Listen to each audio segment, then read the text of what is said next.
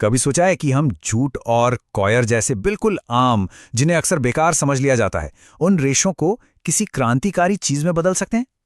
आज हम एक ऐसे ही वैज्ञानिक सफर पर निकलने वाले हैं, ये देखने के लिए कि कैसे विज्ञान रोजमर्रा की चीजों को भविष्य की तकनीक में बदल रहा है। तो भाई, इस पूरी मेहनत का नतीजा क्या निकला, ये देखिए। पहली नजर में शायद ये एक साधारण सा पैनल लगे, लेकिन असल में ये प्राकृतिक रेशो और एपॉक्सी नाम की एक खास किस्म के रेजिन का एक बहुत ही मजबूत मिश्रण है। और जैसा कि हम आगे देखेंगे, इसकी इस साधारण सी शक्ल के पीछे कुछ असाधारण काबिलियत छिपी हुई है। तो यहाँ सबसे बड़ा सवाल ये उठता है, क्या ये सादा सा दिखने वाला पैनल हमारे घरों और गाड़ियों को इंसुलेट करने का भविष्य बन सकता है? क्या ये गर्मी और सर्दी से हमें बचाने के तरीके को हमेशा के लिए बदल सकता है? चलिए इसकी गहराई से पड़ताल करते हैं। लेकिन चलिए सबसे पहले ये समझते हैं कि वैज्ञानिक इस तरह की चीजें बना ही क्यों रहे हैं। आखिर इस खोज के पीछे की असली वजह क्या है और इसमें क्या संभावनाएं छिपी हैं। देखिए, आज पूरी दुनिया को ऐसे समाधानों की जरूरत है जो पर्यावरण के लिए अच्छे हों, और इसका जवाब शायद हमारी आंखों के ठीक सामने छिपा हो सकता है। बांग्लादेश और भारतीय उपमहाद्वीप में जूट और कॉयर जैसे प्राकृतिक रेशे बहुत बड़ी मात्रा में पाए जाते हैं, लेकिन अक्सर उन्हें नजरअंदाज कर दिया जाता है। क्या यही हमारी समस्या का हल हो सकते हैं? तो सवाल उठता है कि जूट और कॉयर ही क्यों? भाई, दोनों में अपनी अपनी खासियतें हैं। एक तरफ है जूट, जो अपनी जबरदस्त खींचने की ताकत और लचीलेपन के लिए जाना जाता है। वहीं दूसरी तरफ है कॉयर, जो नमी को बहुत अच्छी तरह से झेल सकता है और ज्यादा कठोर होता है। तो जब इन दोनों को मिला दिया जाता है तो मकसद एक ऐसी सुपर मटेरियल बनाना है जिसमें जूट की ताकत भी हो और कॉयर की नमी से लड़ने की क्षमता भी। तो क्यों, तो हमें समझ आ गया। अब बारी है कैसे की। आखिर इन रेशों को एक हाईटेक कंपोजिट में बदला कैसे जाता है। आइए इस पूरी प्रक्रिया पर एक नजर डालते हैं। ये प्रोसेस ना सुनने में काफी सीधा साधा है। सबसे पहले रेशों को साफ करके एक खास केमिकल से ट्रीट किया जाता है ताकि वो एपॉक्सी से अच्छी तरह चिपक सकें। फिर उन्हें बराबर मात्रा में एपॉक्सी के साथ मिलाया जाता है, हाथ से एक सांचे में सेट किया जाता है और आखिर में इसे 48 घंटों के लिए सूखने के लिए छोड़ दिया जाता है। और नतीजा आप खुद अपनी आंखों से देख सकते हैं। बाईं तरफ है सिर्फ सादा पारदर्शी एपॉक्सी और दाईं तरफ सिर्फ 20% रेशे मिलाने के बाद बना हमारा हाइब्रिड कंपोजिट। बदलाव वाकई में जमीन आसमान का है। अब बारी है असली परीक्षा की। ये नई सामग्री दबाव में कैसा काम करती है, ये कितनी मजबूत है और क्या ये पानी के सामने टिक सकती है? चलिए पता लगाते हैं। सबसे पहले बात करते हैं खिंचाव झेलने की ताकत की। सिर्फ 20% रेशे मिलाने से ही इस मटेरियल की ताकत में 67% की जबरदस्त बढ़ोतरी हो गई। ये एक बहुत बड़ा सुधार है और दिखाता है कि ये रेशे वजन को कितनी अच्छी तरह संभाल सकते हैं। लेकिन असली कमाल तो यहां देखने को मिलता है। इम्पैक्ट स्ट्रेंथ, मतलब अचानक लगने वाले झटकों को सहने की क्षमता। इसमें अविश्वसनीय 220% की बढ़ोतरी हुई।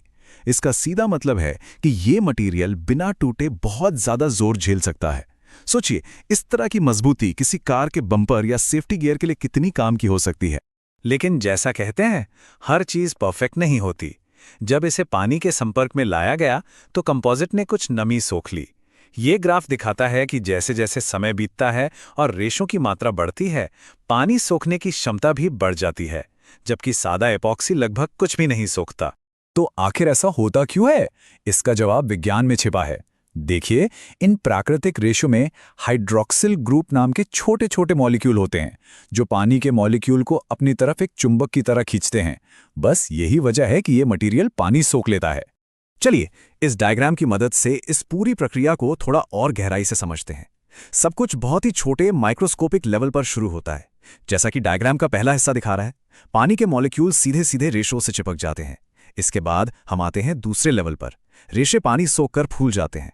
अब इस सूजन की वजह से इनके चारों तरफ जो एपॉक्सी है उसमें छोटी छोटी दरारें पड़ जाती हैं और इन दरारों से और भी ज्यादा पानी अंदर चला जाता है। मतलब ये एक चेन रिएक्शन की तरह है जो धीरे धीरे मटेरियल को अंदर से कमजोर कर सकता है। अच्छा, अब जब हमने इसका परफॉर्मेंस देख लिया है तो चलिए जरा माइक्रोस्कोप के नीचे झांककर देखते हैं कि जब ये मटेरियल टूटता है तो असल में होता क्या है।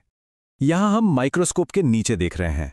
बाईं तरफ सादे एपॉक्सी की टूटी हुई सतह काफी चिकनी दिख रही है, लेकिन दाईं तरफ कंपोजिट की सतह को देखिए, ये बहुत ज्यादा ऊबड़ खाबड़ और जटिल है। साफ दिख रहा है कि कैसे रेशे मैट्रिक्स से बाहर खींच गए हैं। तो इसका क्या मतलब है?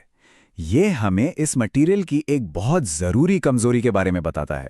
ये जो रेशे बाहर निकले हुए हैं और उनके पीछे जो खाली जगह बन गई है, वो ये दिखाती है कि रेशो और एपॉक्सी के बीच का जो बॉन्ड है, जो जोड़ है, वो उतना मजबूत नहीं है जितना होना चाहिए था। और इसी वजह से जब इस पर दबाव पड़ता है तो तनाव ठीक से फैल नहीं पाता, जो इसकी ओवरऑल ताकत को लिमिट कर देता है। और अब आते हैं उस टेस्ट पर जिसका हम सबको इंतजार था। वो टेस्ट जो सीधे सीधे इस मटेरियल के असली मकसद से जुड़ा है कि ये एक इंसुलेटर के तौर पर कितना अच्छा काम करता है। इससे पहले कि हम नतीजों पर जाएं, एक एकदम आसान सा नियम याद रखिए। जब भी इंसुलेशन की बात हो तो थर्मल कंडक्टिविटी का नंबर जितना कम होगा उतना ही बेहतर होगा। इसे एक अच्छी सर्दियों की जैकेट की तरह समझिए। एक अच्छी जैकेट गर्मी को अंदर रखती है और ठंड को बाहर। कम नंबर का मतलब है कि ये मटेरियल गर्मी को बहुत अच्छी तरह से रोकता है। और नतीजा है 0.21। 20% रेशो वाले इस कंपोजिट ने 0.21 वॉट प्रति मीटर केल्विन की थर्मल कंडक्टिविटी हासिल की। इस पूरी स्टडी में ये सबसे कम और सबसे बेहतरीन नतीजा था। तो ये 0.21 का आंकड़ा असल में कितना अच्छा है? चलिए इसे बाकी चीज़ों से तौल कर देखते हैं। ये बाजार में मिलने वाले जिप्सम प्लास्टरबोर्ड से भी बेहतर है, जिसे आमतौर पर दीवारों में इस्तेमाल किया जाता है। ये सच में बहुत प्रभावशाली है और ये दिखाता है कि ये एक कामयाब इंसुलेटिंग मटेरियल बन सकता है। तो सवाल ये है कि ये इतना अच्छा इंसुलेटर है क्यों?